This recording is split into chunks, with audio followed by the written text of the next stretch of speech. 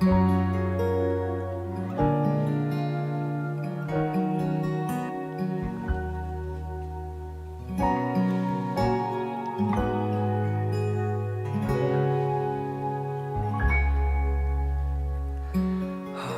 삶이라 여겼던 우리 인생은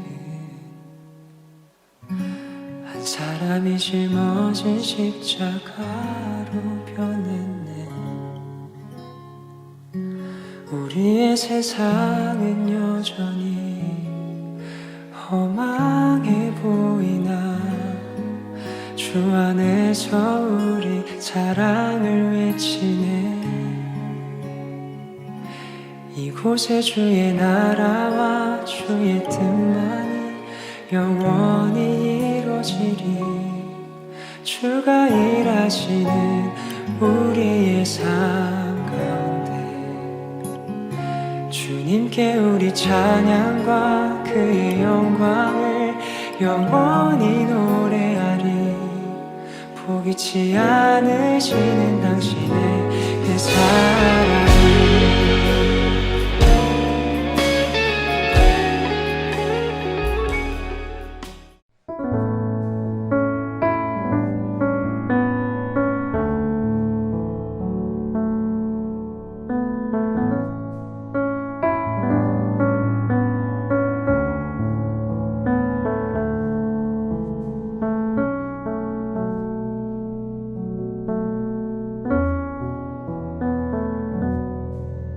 그들이 베델에서 길을 떠나 에브랏에 이르기까지 얼마간 거리를 둔 곳에서 라헬이 해산하게 되어 심히 고생하여 그가 난산할 즈음에 산파가 그에게 이르되 두려워하지 말라. 지금 내가 또 등남하느니라 하매 그가 죽게 되어 그의 혼이 떠나려 할 때에 아들의 이름을 베논이라 불렀으나 그의 아버지는 그를 베냐민이라 불렀더라. 라헬이 죽음에 에브랏 곧 베들레헴 길에 장사되었고 야곱이 라헬의 묘에 비를 세웠더니 지금까지 라헬의 묘비라 일컫더라. 이스라엘이 다시 길을 떠나 에델 망대를 지나 장막을 쳤더라. 아멘. 베논입니까? 베냐민입니까? 베냐민. 예. 자, 제가 여러분들께 나쁜 소식과 그리고 좋은 소식을 알려드리려고 합니다. 어떤 거 먼저 들으실래요? 나쁜 소식이에요? 좋은 소식? 아니, 뭐 먼저 들으실 거예요? 그 만회의 심리학이라는 책을 보면은 사람들은요, 좋은 소식과 나쁜 소식을 동시에 전해야 된다라고 할 때 전해야 될 때는 뭐부터 전하는 게 순서일까요? 네, 좋은 소식이랍니다. 54%의 비율로 약간 좀 더 높은 거예요. 54%의 비율로 좋은 소식을 먼저 전하겠습니다 라고 대답을 했다고 해요. 그런데 반대로 누군가 나에게 좋은 소식과 나쁜 소식을 전달하려고 할 때는 뭐부터 들으시겠습니까? 라고 했을 때는 이제는 뭘까요? 네, 나쁜 소식 먼저 들을래요? 그런다는 거예요. 사람의 심리적인 그런 작용이 분명히 있다는 거지. 그러니까 어차피 들을 거면 나쁜 소식 듣고 그래도 그나마 조금 더 위로가 되라고 좋은 소식을 나중에 듣겠다라는 그런 응답인데, 들을 때는요 또 달라요. 전할 때는 뭐부터 전하겠습니까? 라고 했을 때 좋은 소식이요 라고 하는 비율이 54%였는데 들을 때는 나쁜 소식 먼저 들을래요? 라고 하는 사람들의 그 응답이 무려 78%였다고 합니다. 그러니까 열의 7, 8명은 나쁜 소식 먼저 들을게요. 그렇게 하는 거죠. 어차피 이왕 그렇게 된다면. 자, 제가 다시 한번 묻습니다. 자, 제가 지금 좋은 소식과 나쁜 소식을 전하려고 하는데 어떤 거 먼저 들으시겠습니까? 나쁜 소식. 하고 싶은 대로 해요. 그럼 좋은 소식 먼저 말씀드릴게요. 좋은 소식은 오늘은 정말로 기쁜 주일입니다. 할렐루야. 좋죠?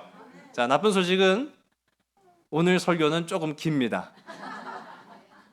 너무 좋아하시는데요? 이거 나쁜 소식 아닌가 봐요? 네, 그렇지는 않고요.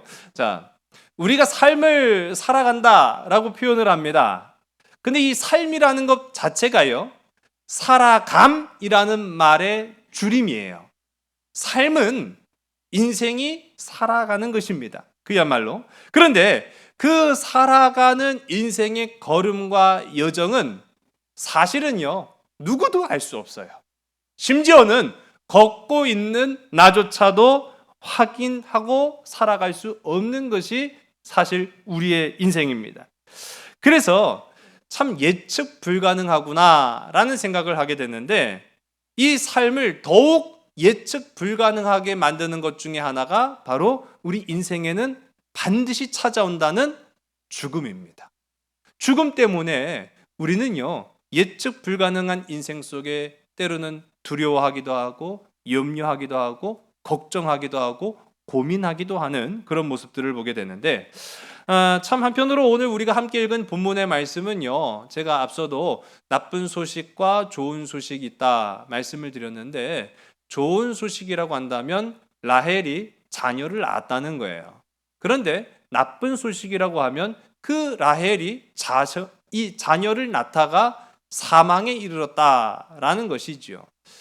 뭐 어느 모로 보나 이것이 결코 다 좋다고 말할 수도 없고 다 나쁘다고도 할 수 없는, 그야말로 우리 모두가 겪는 인생의 모습이다라는 겁니다.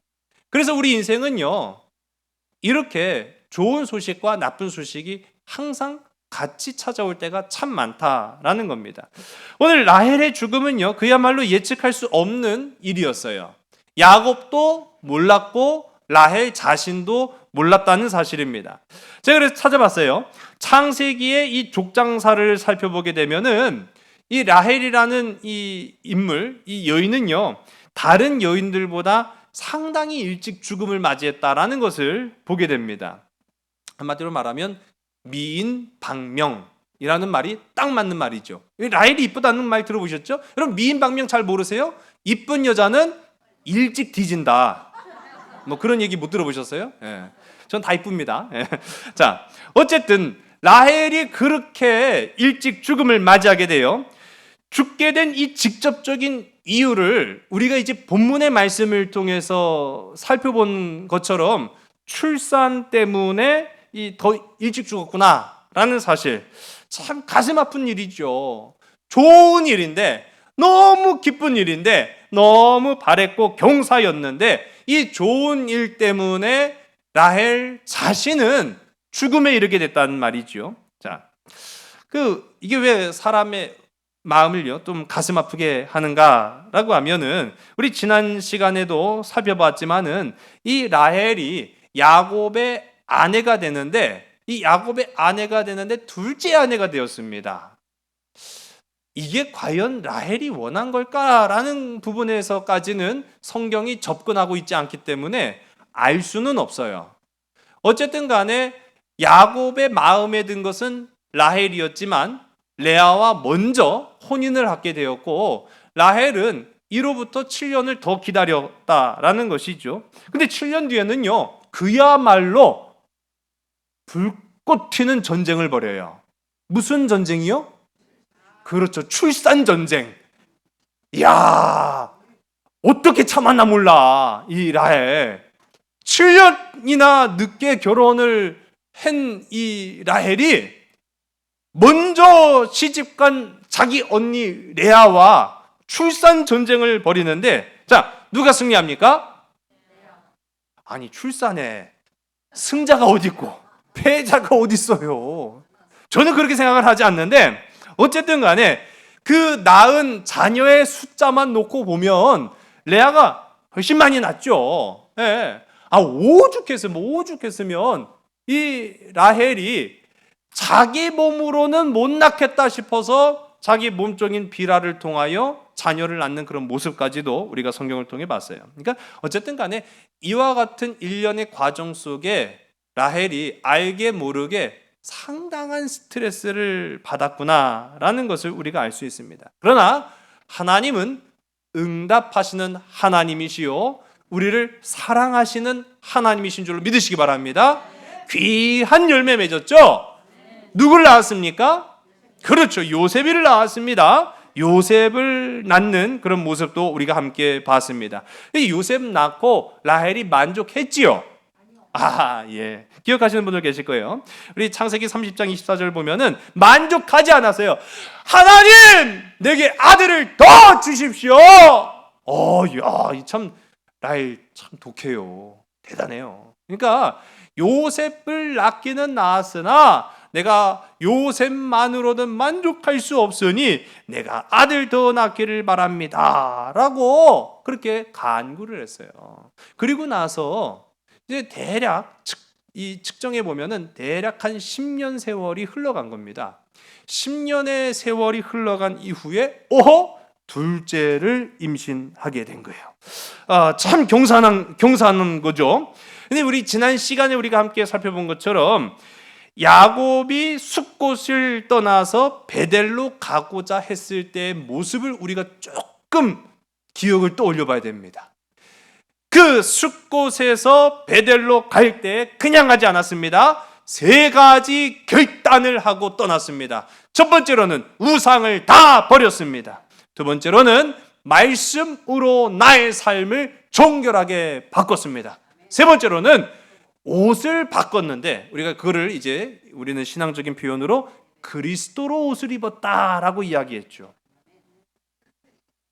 오늘 우리에게도요, 하나님의 거룩한 백성으로 살아가고자 한다면 저와 여러분의 삶 속에 하나님의 임재가 임하고 우리의 삶에 열매가 맺기를 원한다고 한다면 바로 이 3가지 결단이 반드시 서는 복된 저와 여러분 되기를 주의로 간절히 소원합니다.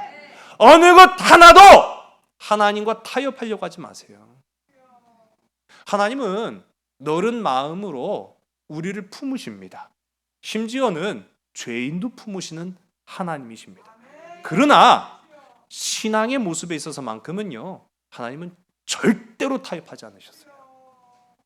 우리가 구약 성경을 통해서 보는 그런 장면들, 아니 왜 하나님이 그 사랑하는 이스라엘 하나님의 자녀된 백성들을 죽음으로 몰고 갈 때도 있었어요.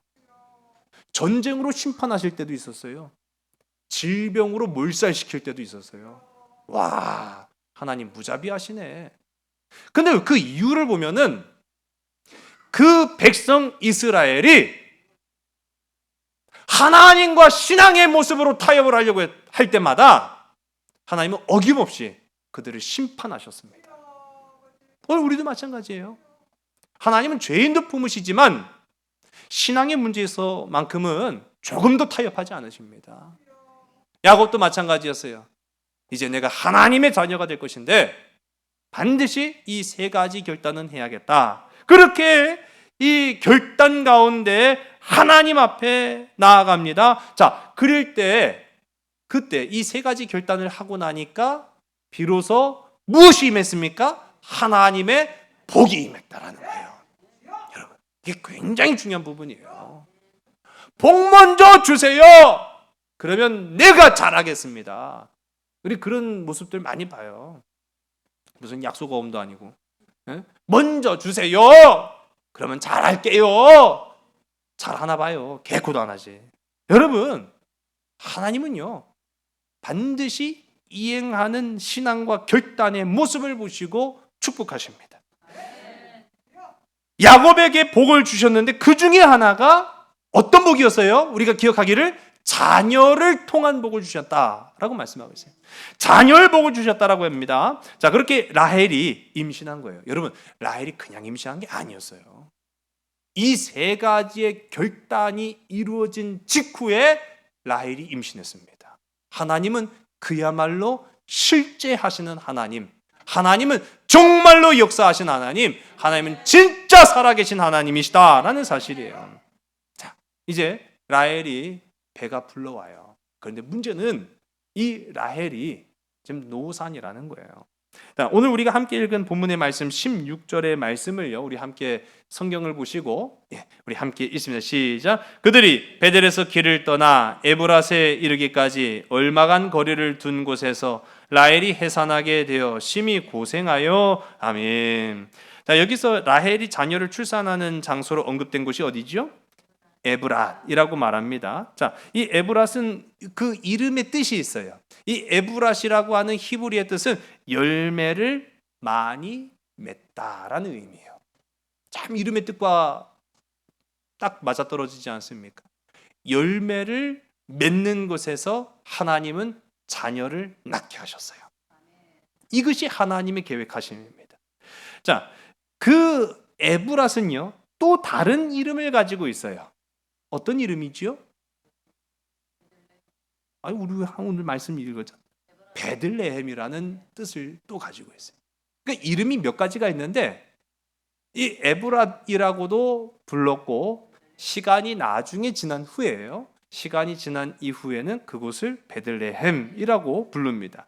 자, 이곳에서 라헬이 아이를 낳을 때가 되었는데 문제는 난산을 하게 되었다라는 거예요. 우리 17절의 말씀을 우리 함께 읽습니다. 시작. 그가 난산할 즈음에 산파가 그에게 이르되 두려워하지 말라. 지금 내가 또 등남하느니라. 아멘. 아멘.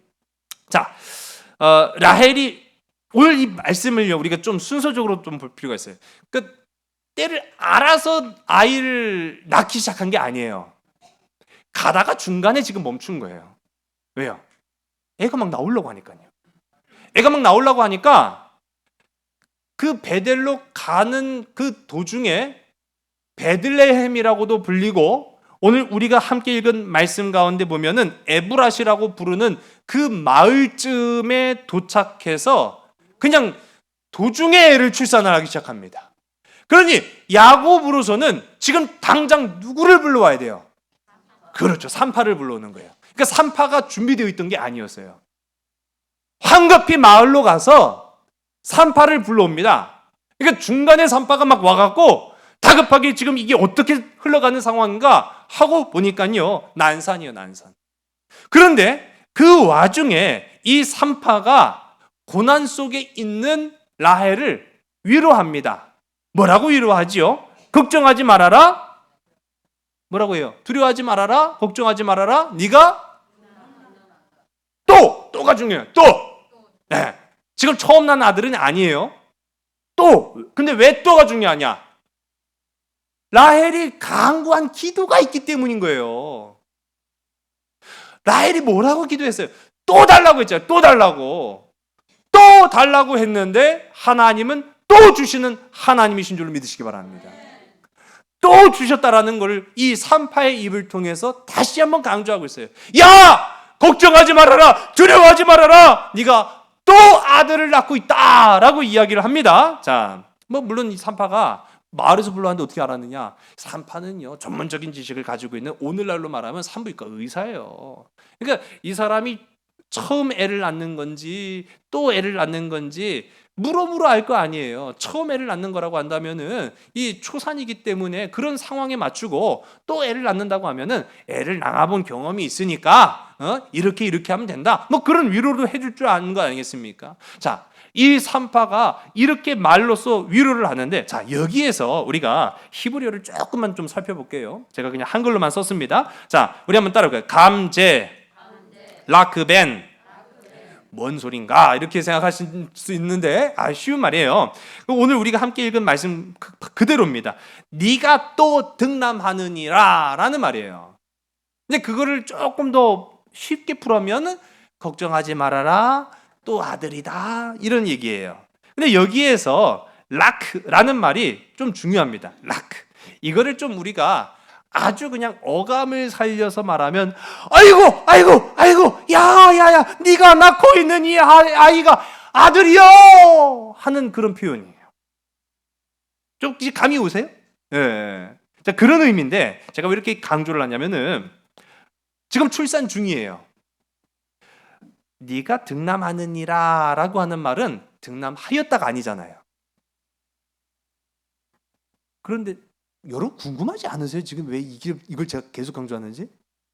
출산하는 중인데 성별을 어떻게 알 수 있어요? 제가 산부인과 의사는 아닙니다. 근데 전문적인 지식은 없어도 상식은 있죠. 아이가 출산할 때 뭐부터 나옵니까? 근데 어떻게 하면 성별을 알 수 있을까요? 그렇죠. 반대로 나온 거예요. 다리부터 나온 거예요. 다리부터 나오니까 성별은 알 수 있는데 문제는 뭐냐면 이게 뒤집어져서 나오면 위험한 거예요. 아이도 위험하고 산모도 위험합니다. 그런 상황에 지금 라헬이 빠져버린 거예요.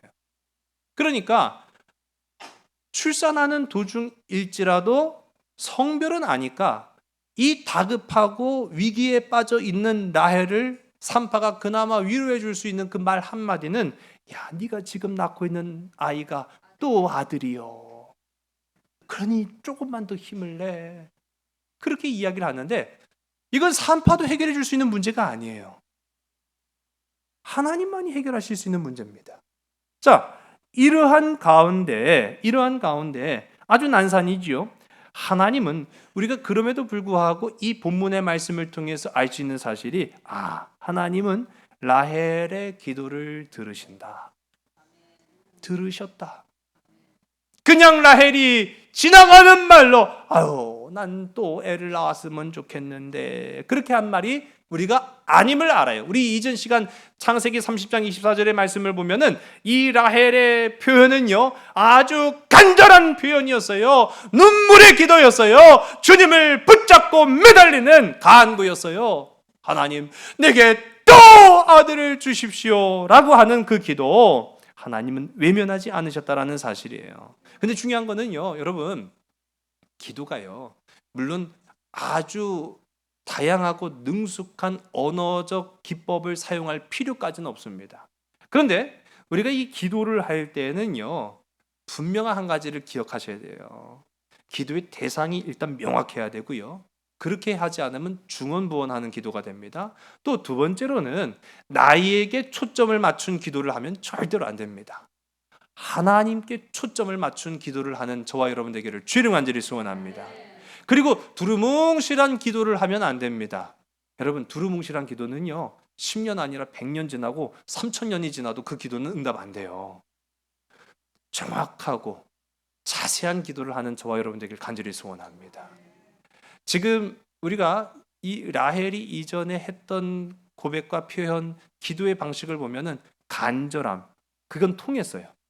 간절함이 통했어요. 그런데 문제는 하나님께서 이 라헬의 소원을 이루어 주시기는 했는데 그가 자녀를 낳고 살아가는 행복을 누리지는 못했어요. 어쩌면 그게 또 인생일 수도 있습니다. 그런 가운데 오늘 우리도 하나님 주세요! 라는 주세요의 기도에 머무르지 마시고 주시고 누리고 하나님과 동행하게 해주세요 라는 간구로 주께 나아가는 저와 여러분 되기를 주의 이름 간절히 소원합니다. 이 라헬이 기도 응답을 받았으나 라헬은 이제 죽어갑니다. 우리 함께 읽은 말씀, 우리 18절의 말씀이죠. 우리 함께 읽습니다. 시작. 그가 죽게 되어 그의 혼이 떠나려 할 때에 아들의 이름을 베논이라 불렀으나 그의 아버지는 그를 베냐민이라 불렀더라. 아멘. 라헬 자신도 이걸 안 거예요. 여러분, 오늘날과 같지 않아서 과거에 의학적인 그러한 기반이 좋지 않을 때에는 출산 과정에서 사망이 이르는 경우가 굉장히 많았다라는 것 아마 들어서도 아셨고 또 본 바도 있으실 겁니다. 이때 뭐 말할 것도 없죠. 자, 이 출산 과정 속에 피를 많이 흘리고 또 기진했던 이 라헬 자신도 출산 이후에 죽음을 직감을 했던 것 같아요. 다행인 것은 아까 말씀드린 것처럼 이렇게 어렵게 난산이었지만은 아들을 잘 낳았어요. 아들을 잘 낳았는데 이제 죽게 되었습니다. 오늘 우리가 함께 읽은 말씀 가운데도 보면 이 라헬이 죽게 되었을 때 그의 혼이 떠나려 할 때라고 말하고 있어요. 혼이 그 라헬 몸 안에서 떠나려고 한다. 참 이 표현도 어떻게 보면은 굉장히 시적인 표현인 것 같은데 사실이에요. 이 영과 혼이 우리 육체 안에 있습니다. 사람이 죽으면 결국 육체는 썩어져서 땅에 묻히고 소멸합니다. 그런데 아주 중요한 부분이 나오는 거예요. 영은 어떻게 될까요? 분명한 한 가지는 소멸하지 않는다라는 걸 오늘 우리 본문을 통해서 알 수 있는 거예요.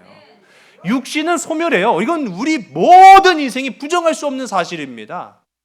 육신은 결국은 썩어질 수밖에 없고요. 공기 중에 먼지가 됩니다. 그런데 영은 소멸하는 것이 아니라 떠나가는 것입니다. 근데 그 떠나가는 자리가 하나님의 품일런지 지옥 불일런지는 알 수가 없는 거예요. 그래서 오늘 우리는 믿음의 길로 가는 것입니다. 우리 소멸치 않는 믿음의 길로 가는 저와 여러분 되기를 주의 간절히 소원합니다. 이 라헬이 죽을 그 일보 직전에 혼이 떠나려고 할 때, 자, 여러분 이 상황을요 우리가 좀 잘 볼 필요가 있어요. 그 자리에 누구도 같이 있었다라고 성경은 말하고 있어요? 그렇죠. 야곱도 있었다는 거예요. 아버지가 야곱을 말하는 거죠. 이 남편 야곱도 같이 있었는데, 여기서 우리가 이제 성경 해석에 오류가 조금 나올 수가 있어요. 그러니까 성경 자체는 문제가 없는데 이거를 해석함에 있어서 되게 라헬을 부정적으로 본다든지 아니면 또 이 부분을 우리가 잘못 해석을 할 오류가 충분히 있습니다. 자, 죽어가는 라헬이 그 품 안에 누가 있겠어요? 아들이 있는 거예요. 지금 막 출산해 난산에서 낳은 아들을 품에 안고 있습니다. 그리고 그 곁에는 자기 신랑 야곱이 바짝 붙어 있는 거예요. 그러니까 얼마나 막 노심초사 근심 걱정했겠어요. 자, 그러는 가운데 이 아들의 이름을 라헬이 뭐라고 부릅니까? 아니, 성경 나왔어요.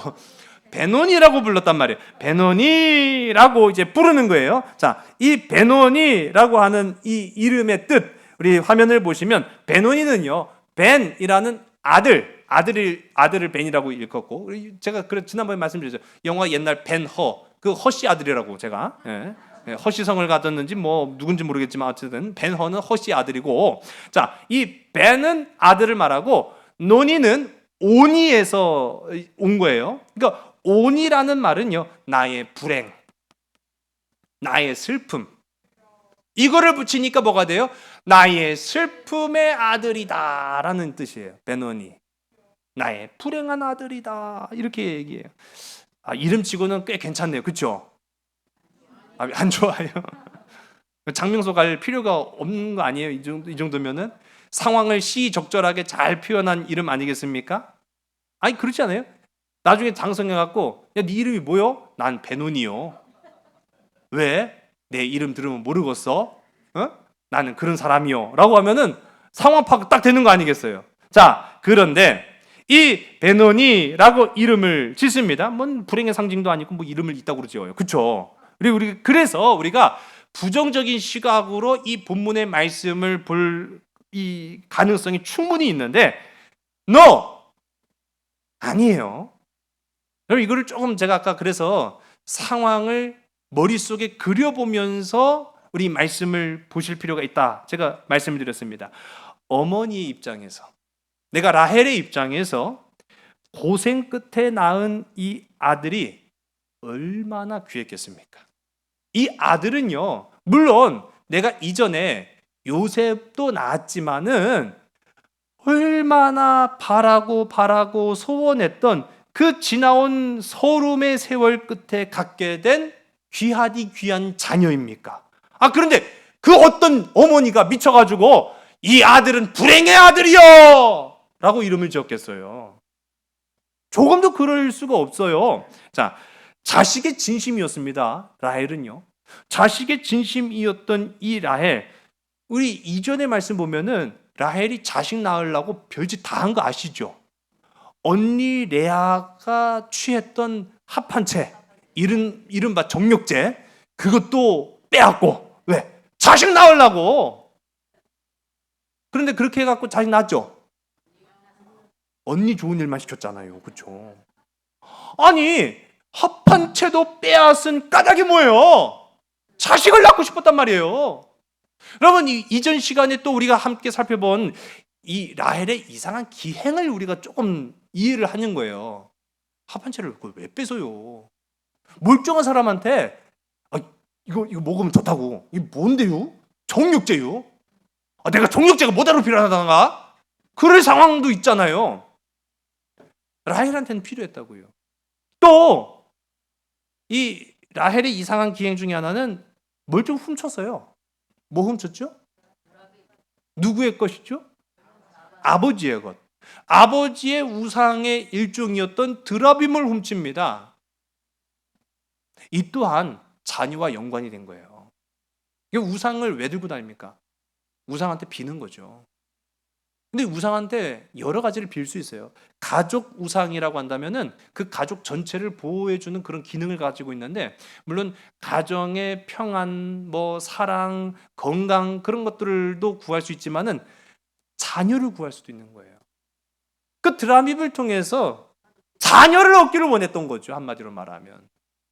그런 모습을 보니까 이 이해 못했던 라헬의 기행들이 다 퍼즐 조각처럼 짜맞춰집니다. 라헬은 자식에게 진심이었구나. 그랬던 이 라헬, 별짓 다 했던 이 라헬이 왜 그 고생 끝에 낳은 자식의 이름을 불행의 아들이라고 지었겠어요? 그럴 이유가 없죠. 상황을 이해해 보면 됩니다. 이 모든 것들을 다 버리고 이제는 하나님만 의지했던 거예요. 드라빔도 버리고, 여러분 합한채가 다 쓸모없다라는 것도 인정하고 오직 하나님만 의지했을 때 자녀가 생겼어요. 하나님, 이 자녀가 생긴 것 너무너무 감사합니다. 그런데 문제는요, 자식을 낳긴 낳았는데 나 없이 성장할 자식을 생각하니까 슬퍼요, 안 슬퍼요? 그걸 이해하라는 거예요. 나 없이 클 이 자식을 생각하니까 너무너무 불쌍한 거예요. 네, 불쌍한 아들이로구나. 여러분, 우리가 이 마음을 이해를 하면은 오늘 본문의 말씀이요, 얼마나 우리에게 와닿는가라는 사실을 이해해 볼 수 있습니다. 성경을 보게 되면은 출산 직후에 처음 나온 말이 거의 대개 그 사람의 이름이 되곤 합니다. 베노니도 그랬던 것이죠. 그래서 이 베노니가 비록 의미상으로는 별로 좋지 않다라고 할지라도 얼마든지 베노니가 그의 이름이 될 수 있었어요. 자, 그런데 그때 아까 그 상황을 제가 다 이해하라고 말씀드렸습니다. 그 상황에 곁에 있었던 사람, 아버지 야곱이 그 베노니 하는 말을 듣고 그 이름을 바꿔버려요. 뭐라고 바꿨죠? 베냐민. 그렇죠. 베냐민이라고 정정합니다. 베냐민. 자, 여러분 이거를 제가 오늘 뭐 연극을 할 수는 없습니다만은 사람들이요 궁금한 거예요. 지금 다 이해해요. 라헬 죽겠구나. 라헬 죽기 전에 그 아들 품고 마지막 순간이라도 보냈으면 하는 그런 마음도 있고, 그 라헬이 죽어가면서 뭐라고 중얼중얼 거리거든요. 그 말이 궁금하기도 하고, 대개는 그렇게 엄마가 한 말이 자녀의 이름이 되곤 하니까 궁금하기도 한 거예요. 그런데 가까이 있는 거는 바로 야곱이거든요. 그러니까 묻는 거예요. 야곱 뭐라고 해? 아들 이름 뭐라고 지었어? 자, 여러분 자녀를 낳았는데 이 라헬이 이 자녀 이름은 베노니다! 그렇게 해서요? 그렇죠? 아니죠. 다 죽어가는 사람이 막 우렁찬 목소리로 그 안에 있는 모든 사람들에게 다 들릴 정도로 베논이다! 그러면은 저는 베논이구나 그렇게 했는데, 아마 이 상황 속에서 정말 야곱에게만 간신히 들릴 정도로 한 말이었을 거예요. 베논이. 야곱만 들었어요. 그래서 주변 사람들은 못 들은 거예요. 그러니까 야곱은 그 말을 베논이라고 들었지만 전할 때에는 베냐민입니다! 라고 전한 거예요. 베냐민입니다. 여러분 이 베냐민이라는 이름의 뜻은요, 아까 말씀드린 것처럼 베는 그대로 아들이에요. 이 야민과 합쳐졌는데 야민은 바로 오른손이라는 뜻이에요. 성경 속에 나타나는 오른손은 거의 다 긍정적인 의미입니다. 100%예요, 100%. 이 긍정적인 의미로 오른손이 사용되어지는데, 이 오른손은 단순히 오른손의 역할만 하는 게 아니라 이 오른손이라는 상징적 의미를 품고 있어요. 그게 바로 능력이라는 거예요. 능력. 하나님께서 우리를 그 오른손으로 붙드셨는 줄로 믿으시기 바랍니다. 능력의 손으로 붙드셨다는 거예요. 권능의 손으로 우리를 붙잡으신다라는 사실이에요. 오늘 우리의 삶도 하나님의 권능의 오른손으로 우리의 갈 길과 우리의 모든 삶을 헤쳐나가도록 우리의 오른손을 붙드시는 줄로 믿으시기 바랍니다. 우리에게 능력을 주셨다는 말이에요. 그래서 베냐민이라고 하는 말은 이 아들은 오른손의 아들입니다. 능력의 아들입니다. 라는 의미가 되는 거예요. 베냐민. 베노니가 베냐민이 되었어요. 참 어떻게 보면 완전히 달라진 해석이 됩니다. 그래서 저는요, 우리 신앙은 해석이 있다 강조드립니다. 여러분, 우리의 삶도 해석이 있습니다. 요즘처럼 이렇게 더운 여름날 얼마나 더워요. 이 동물원에 살고 있는 코끼리가 너무너무 더운데 다행인 것은 그 동물원 우리 안에 연못이 있어요. 그래서 이 코끼리가 연못 안으로 들어가서 얼굴만 삐쭉 이렇게 딱 내밀고 이 여름을 시원하게 보낼 요량으로 물속에 들어가 있는 거예요. 그런데 웬걸요, 저기서 들쥐 한 마리가 씩씩거리며 와요. 야! 왜? 나와봐! 왜? 글쎄 나와 보라니까! 들쥐가 자기 몸집보다 훨씬 더 큰 코끼리한테 나와봐 임마! 그러니까 이 코끼리가 귀찮어. 왜? 글쎄 좀 나와봐! 자꾸 나오라는 거예요. 나가야 돼요? 나가야 돼요? 안 나가야 돼요? 이거 어디 코딱지만한 게 그냥 나오라 말라 해. 그럴 수 있는데 계속 나와봐 임마! 자꾸 그러는 거예요. 그러니까 왜? 나와보면 나을 거 아니야. 그러는 거예요. 그래 안 나가려고 했더니 안 나가면 자꾸 귀찮게 할 것 같아요. 벌떡 일어나갖고 나왔어요. 왜 임마? 왜 나오라고 했는데?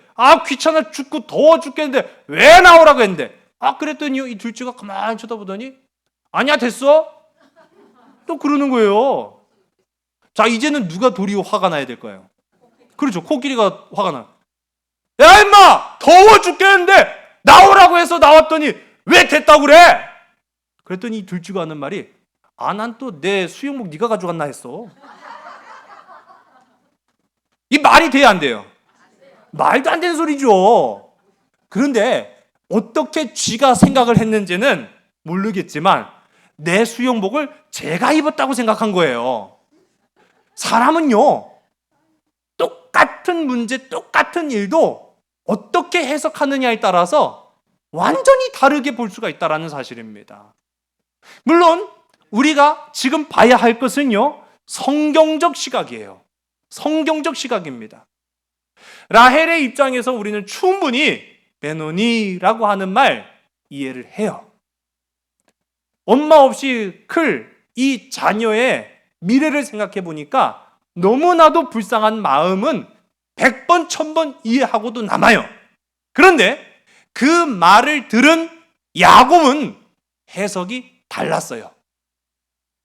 라헬의 심정은 충분히 이해되지만 이 아들의 이름은 베노니가 아닌 베냐민으로 해석이 된 겁니다. 여러분, 이게 굉장히 중요하다는 사실이에요. 어떻게 해석하고 보느냐에 따라서 같은 삶도 얼마든지 달라질 수 있습니다. 아는 만큼 보인다고 하는 말이 있지요. 그렇습니다. 알지 못하면 해석이 되지 않는 거예요. 그래서 세상 많은 사람들은 배우려고 애를 씁니다. 왜요? 알아야 보니까요. 알아야 해석이 되니까요. 알아야 해석이 되고 알아야 풀리기 때문에 사람들은요, 많은 다양한 방식으로 해석의 잣대를 들이댑니다. 그런데요, 우리 인생이라는 것은요, 수없이 다양한 세상적 잣대로 들이댄다고 해서 풀리지도 않고 해석되지도 않고 이해되지도 않습니다. 결론을 알 수 없다는 거예요. 오직 결론은 우리의 삶의 생명의 기준이 되시는 하나님만이 알고 계시다라는 사실을 기억하시기 바랍니다. 바로 그것입니다. 우리 인생의 기준은 하나님입니다. 그래서 우리는 하나님의 시각으로 내 인생을 봐야 돼요. 말씀에 비춰서 내 삶을 봐야 돼요. 예수 그리스도의 음성을 통해서 내 문제를 해결해야 돼요. 그때 해결되는 거예요. 그때 해석이 되는 거예요. 그렇지 않으면은요, 우리는 진짜 그야말로 들쥐처럼 내 인생을 해석하고 살아가는 거, 말도 안 되는 터무니없는 인생을 살아가는 거죠. 여러분, 인생을 만드신 하나님을 더욱 알아가는 저와 여러분 되기를 주의 간절히 소원합니다. 그래서 우리에게 신앙이 필요한 거예요. 그래서 우리에게 믿음이 필요하다는 사실이죠. 우리 찬송가 373장입니다. 고요한 바다로 저 천국 향할 때 주 내게 순풍 주시니 참 감사합니다. 금물결 일어나 지지지 못하나 이 풍랑으로 인하여 더 빨리 갑니다. 아멘. 여러분, 우리 찬송가 373장 이 가사를 보면은 고요한 바다, 여러분, 고요한 바다는 나아갈 수가 없어요. 내가 가고 싶어도 갈 수가 없고 있고 싶어도 머무를 수가 없는 것이 고요한 바다입니다. 그러나 이 찬송의 작사자는 뭐라고 고백합니까? 내게 순풍 주시니 참 감사합니다. 아니, 어떻게 그거를 순풍이라고 말할 수 있어요? 정체고 퇴보고 낙심이고 좌절이지. 또 반대로 2절의 가사를 보면은 큰 물결이 일어났다고 말하고 있어요. 앞에는 바람 한 점 없어서 고요했는데 이제는 쉴 새 없는 태풍과 같은 바람 때문에 내가 가만히 있을 수도 없고 쉬지 못하는 상황이 됩니다. 그러나 이 찬양의 작사자는 뭐라고 고백합니까? 오 주님, 이 풍랑 때문에 내가 더 빨리 가오니 참 감사합니다. 아니, 좋은 일도 감사, 나쁜 일도 감사, 슬픈 일에도 감사, 고통과 괴로움 속에도 감사. 이게 누구의 신앙으로만 가능하겠습니까? 하나님의 말씀의 신앙으로만 가능한 거예요. 세상적인 눈으로는 이렇게 고백할 수가 없어요. 하나님의 은혜의 눈으로만 가능합니다. 여러분, 야곱은 라헬을 무시한 게 아니라 오히려 라헬의 마음을 이해했기 때문에 하나님의 눈으로 볼 때 해석이 달라졌던 거예요. 이와 같은 은혜가 우리에게도 있기를 주의 이름 간절히 소원합니다. 아브라함도 하나님의 은혜를 알아가면서 인생의 해석이 달라졌습니다. 우리가 이후에 살펴보게 될 요셉도 하나님이 함께 하심을 깨달았기 때문에 그 인생의 해석이 달라졌습니다. 여러분, 다윗이 하나님이 절망 가운데 함께 하신다라는 사실을 깨닫는 그 순간 인생을 바라보는 눈이 달라졌습니다. 예수님께서 만나 주셨던 베드로, 여러분, 베드로와 예수님의 그 첫 만남은 절망이었고 좌절이었습니다. 그러나 베드로조차도 내 삶에 찾아오시는 예수님을 말씀으로 볼 때 그의 인생이 바뀌었습니다. 베드로가 고백했죠. 말씀에 의지하여 그물을 던지겠습니다라고 고백을 합니다. 여러분, 우리가 그들과 다를 것이 무엇이 있습니까? 그러나 우리도 세상의 눈과 세상의 지식과 세상의 시야로 문제를 볼 때가 있고 말씀의 눈과 하나님의 뜻과 성령님의 일하심을 통해서 내 눈앞에 있는 문제를 해석할 수도 있다는 사실이에요. 여러분, 오늘 그것이 오늘 우리에게 던져진 물음입니다. 여러분, 앞서도 제가 한 가지 말씀드린 게 있어요. 베냐민을 낳은 장소가 어디라고 했죠? 에로 시작하는 에브라십니다. 즉 베들레헴이었다라는 거예요. 여러분, 우리가 잘 아는 이 베들레헴은 우리가 예수 그리스도께서 탄생하신 장소로 우리가 알고 있죠. 여러분, 하나님은요 큰 그림을 그리십니다. 우리 인생을 향한 큰 그림을 보시고 그리신다는 거예요. 지금 내 눈앞에 있는 그 순간, 그 찰나의 문제만이 우리 삶의 전부가 아니라는 것을 지금 이 라헬의 고통과 눈물과 슬픔을 통해서 보게 하십니다. 비록 슬픔이 있었지만, 비록 해사 안에 고통과 아픔이 있었지만, 메시아를 기다리는 그 고통 끝에 온 인류를 구원할 귀한 선물 예수 그리스도께서 이 땅 가운데 오신다라는 것을 이 라헬의 삶을 통해서 보여주셨다라는 사실이에요. 여러분, 더 이상 이 에브라스는 에브라스로 기억되지 않습니다. 만약 이 장소가 예수님이 나시지 않았다라고 한다면 영원히 에브라스로 기억됐을 거예요. 열매를 많이 맺는 곳이라고 했지만은 열매를 맺다가 죽은 라헬의 묘가 있는 곳, 그렇게 했을지 몰라요. 그러나 이후에 하나님께서 이 땅을 통해서 오신 예수 그리스도, 그 역사를 보여주심으로 사람들은 에브라스로 기억하지 아니하고 베들레헴으로 기억했다라는 거예요. 우리가 믿음으로 내 삶을 해석할 때 절망으로 보지 않고 기쁨과 소망으로 보면 하나님이 그렇게 하시는 줄로 믿으시기 바랍니다. 베노니, 베냐민, 삶이 두려움으로 가득 찼을 때 어떤 이들은 그 삶을 베노니로 해석하는 인생들이 있는가 하면, 삶이 두려움으로 가득 찼을 때 그 삶을 베냐민으로 해석하는 자가 있다라는 겁니다. 오늘 베냐민으로 나의 삶을 해석하고 하나님의 은혜로 살아갈 수 있는 저와 여러분 우리 모두가 다 되기를 주의 이름 간절히 소원합니다. 기도하시겠습니다. 전능의 아버지 하나님, 절망과 눈물과 고통과 괴로움, 낙심과 사망이 위협하는 이 세상 가운데 마치 던져진 것만 같은 우리 인생은 베논이 불행하기 이를 데가 없습니다. 베논이 절망적일 수밖에 없습니다. 그러나 오늘 이 시간 야곱이 하나님의 마음을 통하여서 인생의 문제를 바라봤을 때 베냐민, 하나님의 권능으로, 하나님의 능력으로, 하나님의 역사하심과 사랑으로 변화된 인생, 우리의 모든 삶이 베냐민이 될 수 있도록 인도하여 주시옵소서. 모든 것을 주님 손에 의탁하오며 참사랑 되시는 나사렛 예수 그리스도의 이름으로 감사하며 간절히 기도드렸사옵나이다. 아멘. 주의 나라와 주의 뜻만이 영원히 이루어지리니 주가 일하시는 우리의 삶 가운데 주님께 우리 찬양과 그의 영광을 영원히 노래하리. 보이지 않으시는 당신의 그 사랑을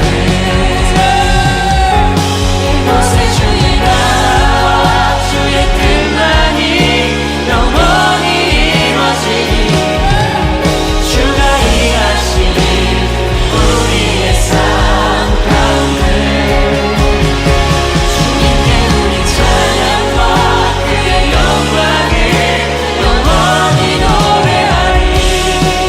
보이지 않으시는 당신의 그 사랑을 이곳에 주의 나라와 주의 뜻만이 영원히 이루어지리. 주가 일하시는 우리의 삶 가운데 주님께 우리 찬양과 그의 영광을 영원히 노래하리. 포기치 않으시는 당신의 그 사랑